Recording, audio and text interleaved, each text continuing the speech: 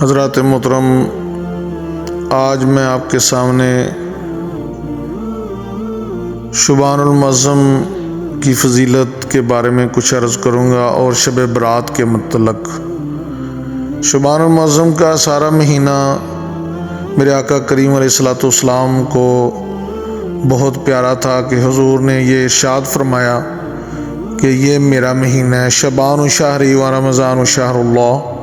شبان میرا مہینہ ہے اور رمضان اللہ کا مہینہ ہے۔ تو حضرات گرامی، اس سے پتہ چلا کہ حضور نے اس ماہ مبارک کو، اس مہینے کو اپنا مہینہ فرمایا، لیکن اس میں ایک رات ایسی بھی رات ہے جسے ہم شب برات کہتے ہیں، یعنی برات کی رات، فضیلت والی رات، شان والی رات، رفتوں والی رات، رحمتوں والی رات۔ تو میں اگر اس کی وضاحت بیان کروں اس رات کی نام کی تو طویل ہو جائے گا، مختصر یہ عرض کرنا چاہوں گا کہ اللہ جل شانہ نے اپنی لا ریب طیب الطاہر کتاب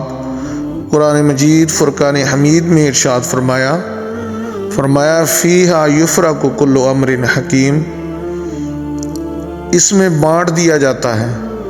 ہر حکمت والا کام۔ تو اس سے ہمیں یہ معلوم ہوا، صاحب تفسیر روح البیان فرماتے ہیں کہ اس میں تمام حکمت والے کام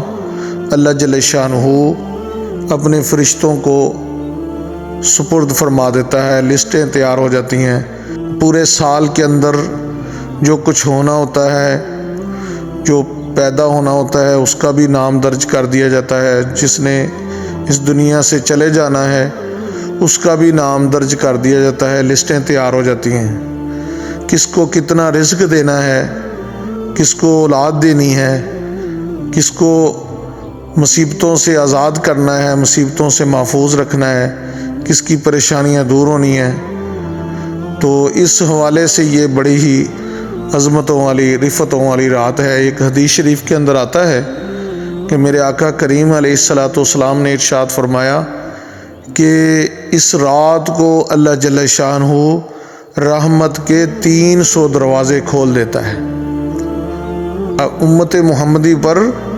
300 رحمت کے دروازے کھول دیے جاتے ہیں۔ تو میرا رب اس رات کو، شب برات کی رات کو 300 رحمت کے دروازے کھول دیتا ہے، اور ہم اس رات کو کس طرح گزارتے ہیں یہ آپ اور میں بخوبی جانتے ہیں۔ ہم اس کو ضائع کر دیتے ہیں، ہمارے بچے شلیاں پٹاخے چلاتے ہیں اور ہم کھیل تماشوں میں لگے ہوئے ہیں، اور میرا رب خاص توجہ فرماتا ہے، جس طرح کہ حدیث شریف میں آتا ہے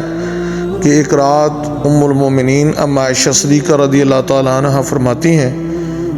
کہ میرے آقا کریم علیہ الصلوۃ والسلام گھر میں تشریف لائے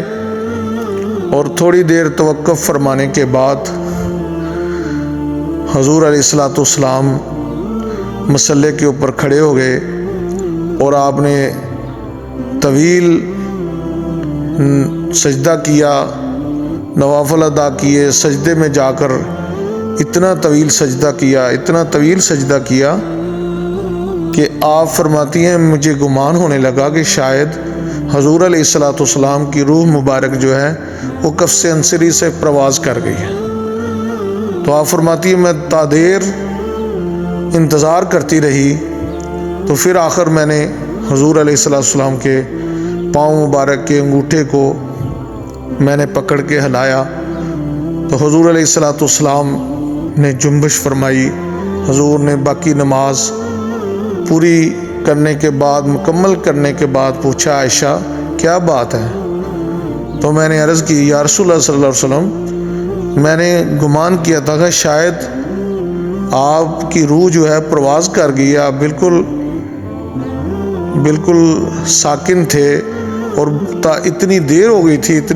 تھی سجدے میں، تو میں گمان کرنے لگی کہ شاید آپ کی روح جو ہے وہ پرواز کر گئی ہے۔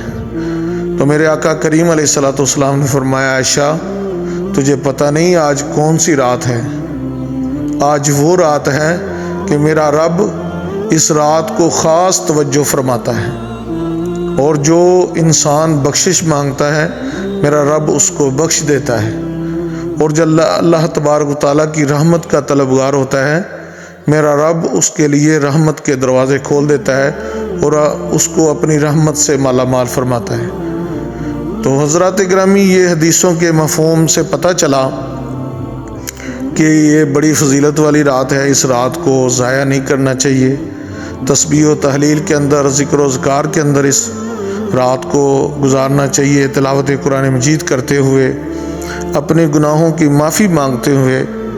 کہ ہو سکتا ہے اس مقدس رات کے صدقے سے ہی اللہ جل شانہ ہم گناہگاروں کی بخشش فرما دے۔ وما علینا الا البلاغ المبین۔